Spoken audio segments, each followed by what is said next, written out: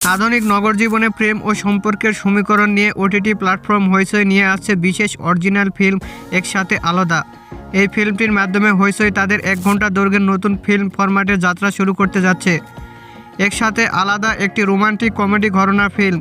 এটি পরিচালনা করেছেন নির্মাতা রেজাউর রহমান। গল্পে উঠে আসবে সমসাময়িক শহরের জীবনের প্রেম, মান, অভিমানের ঘেরা সম্পর্কের টানপোড়েন।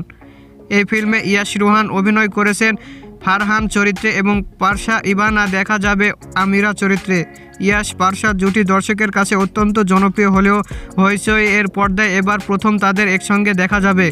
নির্মাতার দাবি, এই ফিল্মে দর্শকদের প্রিয় এই জুটিকে সম্পূর্ণ নতুন এবং সময়োপযোগী অবতারে উপস্থাপন করা হয়েছে।